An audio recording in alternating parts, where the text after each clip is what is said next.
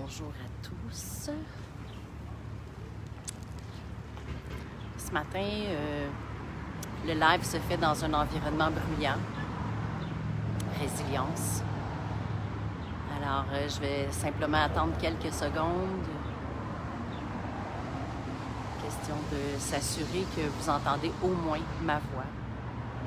Et à la fois, je vais vous inviter à accueillir les bruits autour.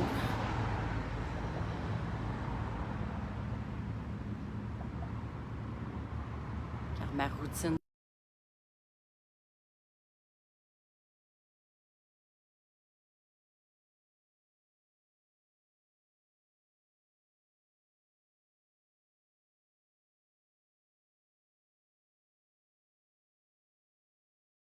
mon live tombe au même moment, ou à peu près.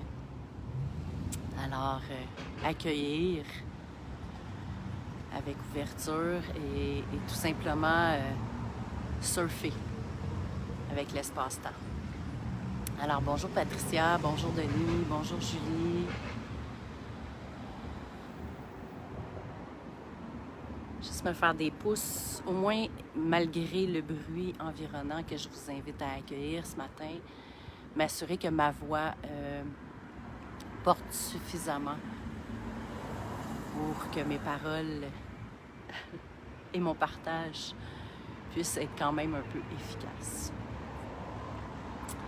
Alors ce matin, on parle, en fait cette semaine, on aborde le sujet de la résilience.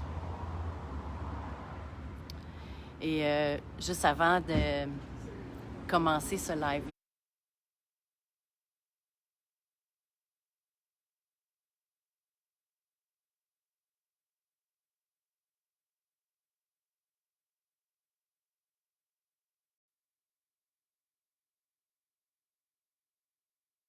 là, j'avais devant moi une fourmi, parce que comme vous pouvez voir, je suis en plein centre-ville de Saint-Jean. Entourée, je me suis trouvé un arbre pour être tout simplement connectée à vous, connectée à la nature, connectée à plus grand. Julie a dit on entend très bien. Parfait, merci Julie. Et juste avant, en fait, d'appuyer sur Go, j'avais devant moi une fourmi qui traînait un long morceau de gazon, tout simplement. Et ça m'a amené à tout simplement réfléchir, c'est de la résilience. La fourmi sait que tous les efforts qu'elle est en train de fournir a une raison d'être. La fourmi sait que ce qu'elle est en train de transporter avec force, avec détermination, va lui servir. Et pour moi, la résilience, c'est un petit peu ça. À différents niveaux possibles d'être tout simplement intégré dans notre vie, que ce soit par justement accueillir l'imperfection de notre environnement, accueillir les imprévus, accueillir les choses où on doit s'adapter. Pour moi, c'est danser avec le flot. Et en même temps, il y a des moments où ce qu'on vit est d'une envergure et vient vraiment nous atteindre à l'intérieur de soi. Et c'est là que pour moi, la résilience a une grande importance. C'est là que pour moi, cette qualité-là me permet, en fait, oui, d'accueillir, de surfer avec la vie, mais de prendre vraiment cet envol de l'aigle, de m'élever à 35 000 pieds dans les airs, malgré la souffrance que je peux vivre à l'intérieur de moi, grâce à cet événement, grâce à ce mot, grâce à cette relation, grâce à ce conflit. Et en m'élevant, en fait, ça me permet d'avoir un regard d'aigle pour observer avec sagesse l'apprentissage que j'ai à faire. Le chemin de l'amour qui est nécessaire pour moi pour transmuter encore plus grandement ma transformation. Tout bouge dans la vie, rien n'est statique, tout est éphémère, le passé n'existe plus, le futur n'est pas encore là, chaque moment présent, il se passe quelque chose. Et pour moi, il y a beaucoup de situations au quotidien qui nous demandent de développer cette qualité d'être, la résilience. Un deuil, dans tout son processus, nous demande d'être résilient. Un mot, une parole, un incompris par rapport à quelqu'un qu'on côtoie, nos enfants, notre conjoint, nos amis, nos collègues, peut parfois amener des situations avec grand débordement et parfois juste une situation et à l'intérieur, on vit un sentiment, on vit une émotion. Ça nous ramène dans notre passé, dans notre blessure. Et souvent, on va avoir le réflexe, du moins j'ai déjà eu les réflexes, et encore aujourd'hui, avec beaucoup plus de sagesse, mais d'accuser le comportement de l'autre, d'accuser sa parole. Et encore une fois, quand on prend du recul et on observe avec les yeux et l'élévation de l'aigle, on constate que la perception que nous, on a d'une situation n'est pas la même perception que l'autre peut avoir d'une situation.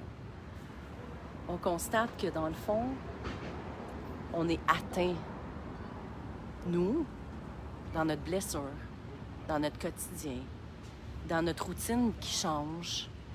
Et c'est notre capacité à pouvoir s'ajuster et s'adapter qui nous amène vers cette résilience-là et qui nous permet d'observer qu'est-ce que j'ai à apprendre, qu'est-ce que j'ai à transmuter, qu'est-ce que j'ai à transformer en moi avec cette expérience de vie-là que je suis en train de vivre. Ce week-end, j'ai pratiqué des méditations de notre chère invitée de jeudi, que j'adore, qui ont été très transformatrices pour moi. Et en même temps, j'ai lu un livre, Le Maître en soi. J'écrirai en fait l'auteur de ce livre-là dans les commentaires. Et suite à notre discussion avec Martin Bilodeau de jeudi, je me suis questionnée à savoir, OK, moi, mon pourquoi? C'est quoi ma quête? Qui je sers vraiment? Et clairement, pour moi, c'est l'amour inconditionnel. L'amour conscient dans toutes mes cellules, dans toutes les expériences que je vis, dans tout ce qui se passe. Et non, je ne suis pas parfaite. Il y a des situations encore qui m'amènent à être en réaction, qui m'amènent à vivre de la colère. Et en même temps, je sais que mon chemin, quand ces grands moments-là de secousse arrivent dans mon quotidien ou dans ma vie, mon chemin est de prendre du recul. Mon chemin est vraiment de prendre ma distance afin d'être en mesure de calmer mon mental, de calmer mon intérieur de sa souffrance, d'amener l'amour. Puis des fois, c'est difficile. Et en même temps, pour moi, on est tous amour. Et c'est cette force et cette fréquence d'amour-là qui me permet de transmuter, qui me permet justement de m'asseoir et d'avoir ces ailes d'aigle-là pour observer la situation, observer la lumière de l'autre, observer ma lumière et voir à quel point l'apprentissage peut être grand. De ce que j'expérimente en tant qu'être divin sur cette terre, plus le moment de résilience est grand à l'intérieur dans sa souffrance, plus l'incarnation de l'amour inconditionnel est grande dans toute son ampleur.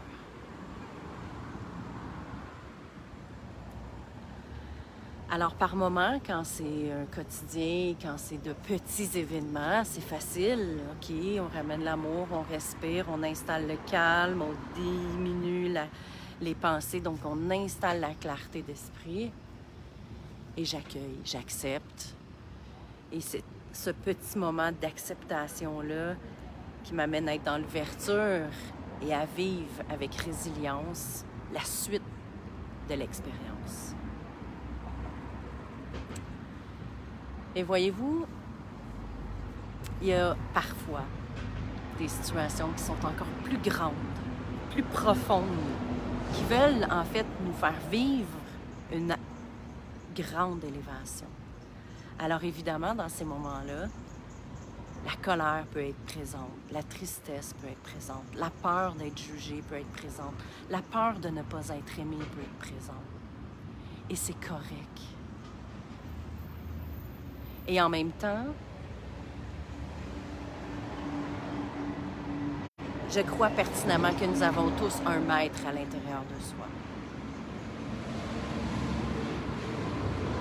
Ce maître intérieur-là, cette responsabilité-là que j'ai pris envers moi à contrôler, à observer, à transmuter, à transformer chaque expérience en apprentissage, bien, juste ça, ça devient mon maître intérieur. Juste ça me permet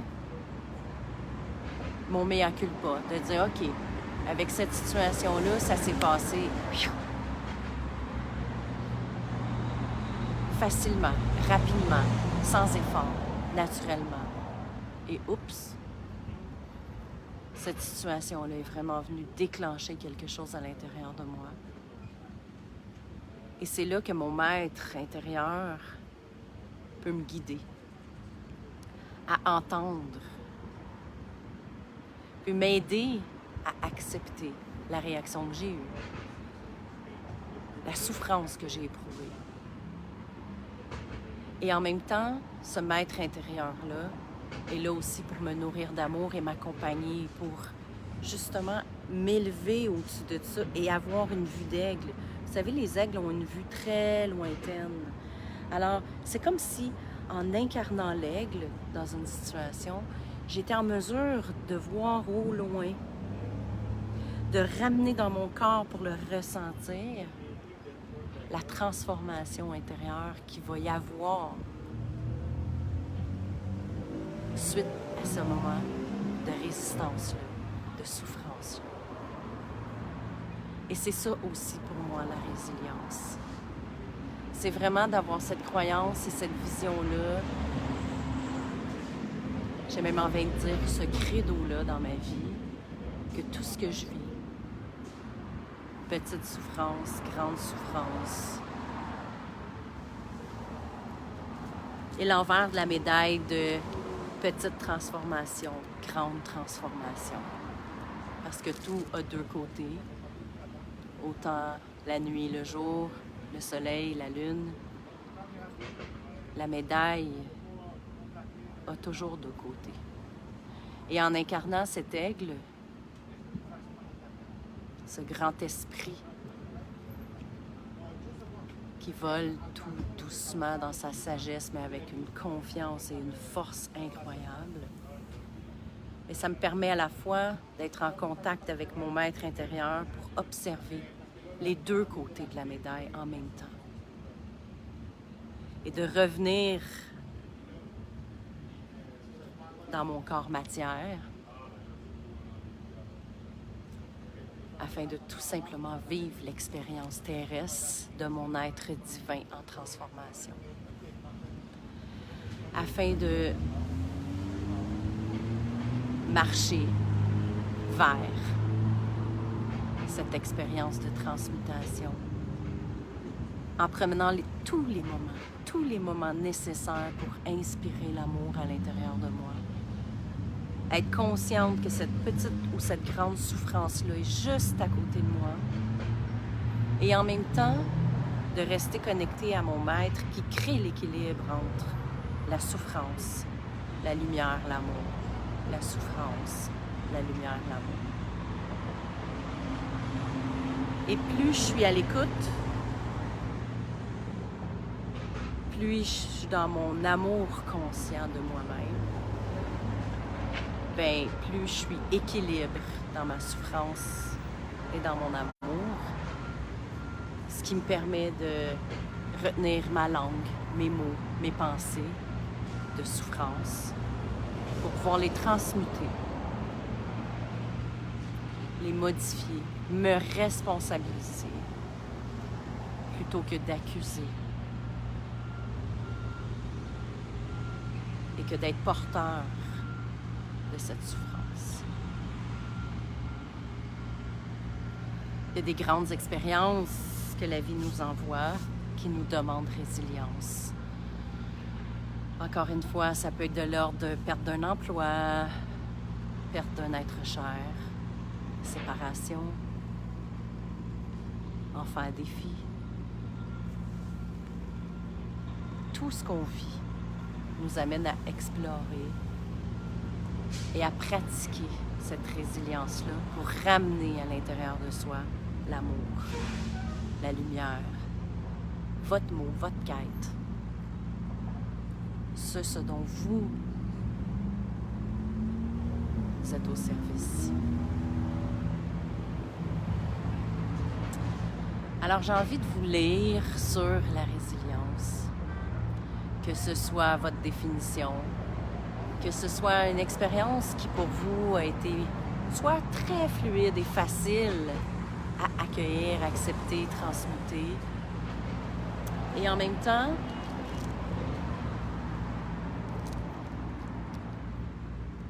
peut-être aussi cette expérience qui est difficile actuellement.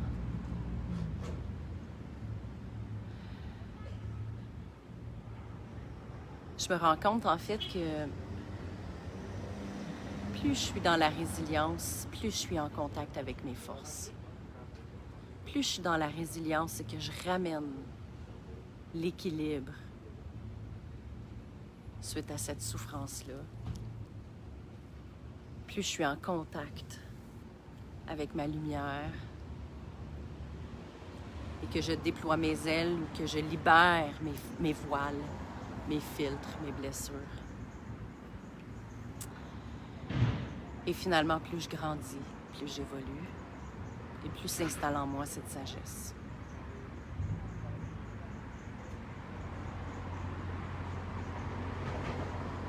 En fait, quand je suis dans cette résilience, je suis dans ma liberté d'être. Parce que je ne suis pas sous l'emprise de la souffrance, je ne suis pas sous l'emprise de la perception de l'autre. Je ne suis pas sous l'emprise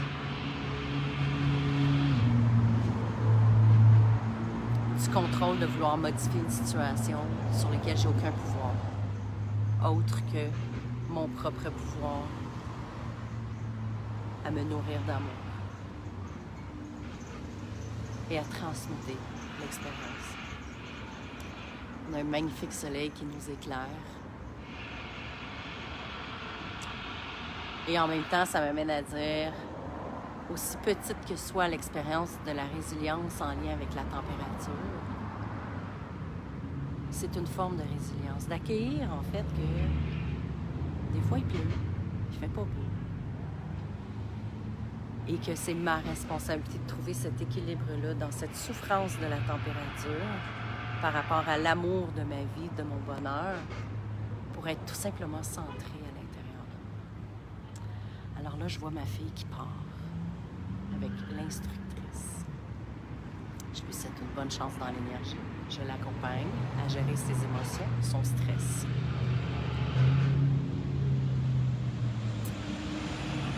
Et en même temps, aura-t-elle une expérience de résilience? On ne le sait pas. La seule chose qu'elle peut faire, c'est du mieux qu'elle peut avec les connaissances et l'expérience qu'elle a ici, maintenant, et vivre son moment en équilibre.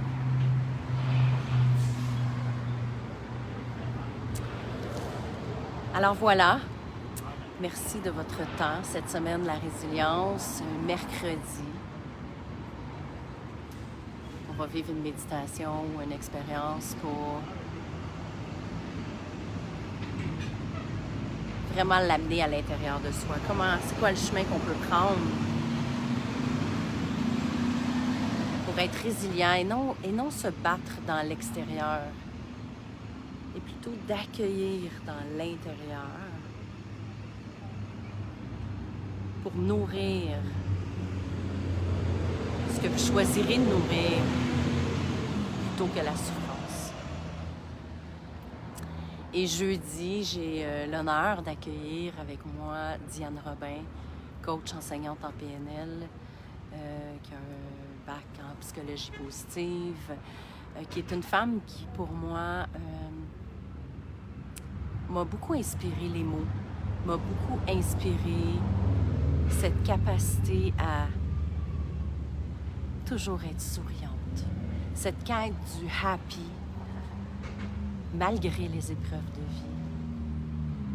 de vie.